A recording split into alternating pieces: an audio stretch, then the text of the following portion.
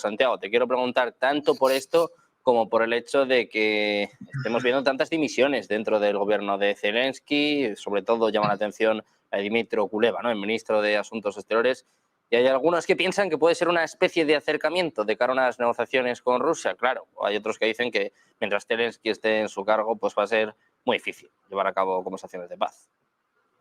Claro, yo entiendo que cualquier remodelación gubernamental en este tipo de situaciones de un conflicto bélico suele ser habitual cuando no se consiguen ciertos objetivos.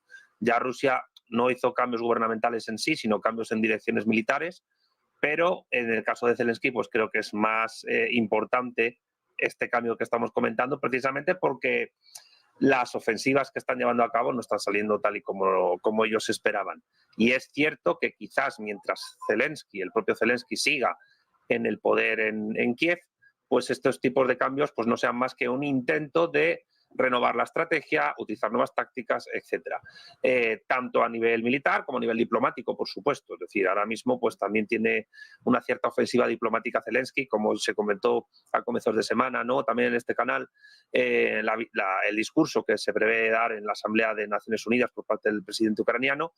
Pero evidentemente aquí es donde se ve que se conecta la política con la guerra, ¿no? Clausewitz, en el conocidísimo ensayo sobre la guerra, decía que la guerra es la política por otros medios. Bueno, yo creo que también hay que invertir esa frase y decir que la política es la guerra por otros medios, e incluso que se está viendo claramente que la guerra es política. En todo caso, yo entiendo que la capacidad de respuesta del gobierno ucraniano a cualquier tipo de eventualidad geopolítica ahora mismo sí se ven entredicho debido a estas nuevas caras que se están poniendo, sustituyendo a otras. Pero eso denota pues que no les está saliendo todo lo bien que ellos querían el asunto bélico. De todas maneras, todavía la guerra sigue en curso.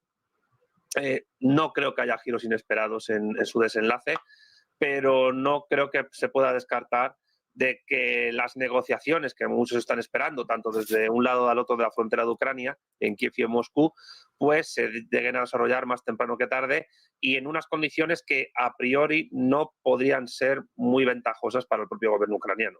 Eso es lo que creo que Zelensky teme, y por lo que de esta manera, quizás moviendo algunos ministerios, trata de evitar su propia caída, en tanto que debe haber bastante gente en Ucrania, cerca del poder en Ucrania, a nivel económico, militar y también, por supuesto, diplomático, que está esperando que el propio Zelensky deje el poder. La cuestión es, ¿qué ocurrirá con Zelensky después de esto? Bueno, eso ya lo veremos. Vamos a ver qué ocurre con Zelensky. De momento estamos viendo un movimiento de sillas interesante en su entorno, en su gobierno.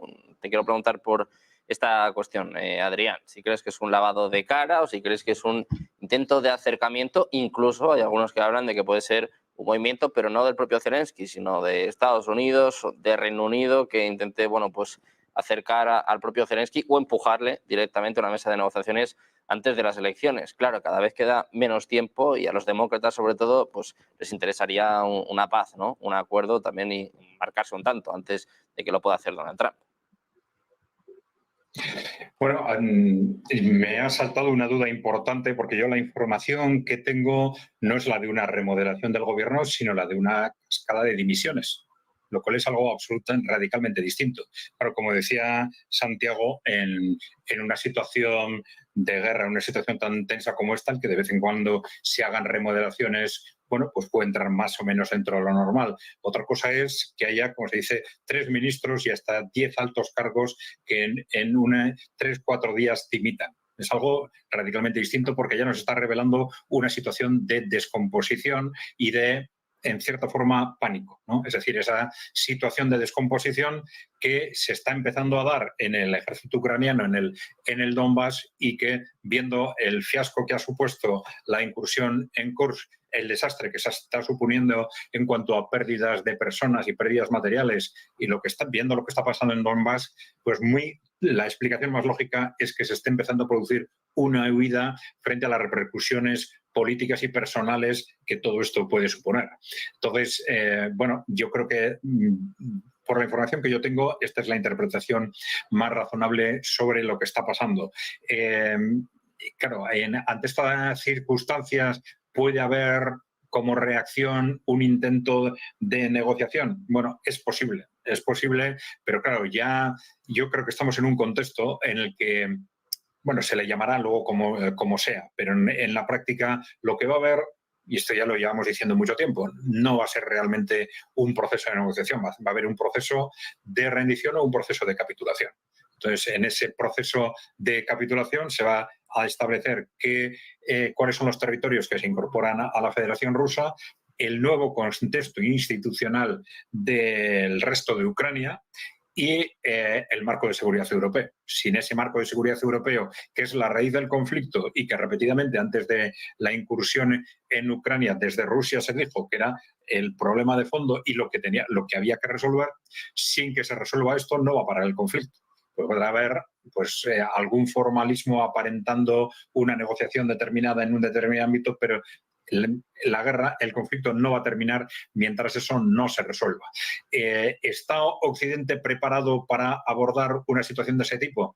Yo creo que no, yo creo que todavía no. Es decir, tendrían que cambiar muchas personas, muchos responsables políticos, alguien en los poderes fácticos tendría que tomar la decisión de, en lugar de la escalada por la que han estado apostando, vamos a decir, durante un año, sustituir esa estrategia de escalada, de ir hacia una guerra continental o incluso mundial para resolver de una forma u otra el conflicto o esa amenaza, ese pánico que ellos sienten, sustituir esa estrategia por una estrategia de ceder en un proceso de negociación, rendición, capitulación, pero que genere ese contexto, algo que podría suponer fácilmente una reestructuración en Europa y una pérdida probablemente de la influencia sobre el conjunto de Europa por parte de ese poder corporativo y además en muy corto plazo. Es decir, en definitiva, ese proceso de rendición o capitulación traería una incorporación de determinados territorios a la Federación Rusa, un nuevo estatus institucional del resto de Ucrania, probablemente la desaparición de la OTAN y no hay que descartar que como consecuencia de la desaparición de la OTAN y de la íntima relación entre la OTAN y la Unión Europea, que la propia configuración de la Unión Europea quedó en cuestión en muy pocos años a raíz de ese proceso.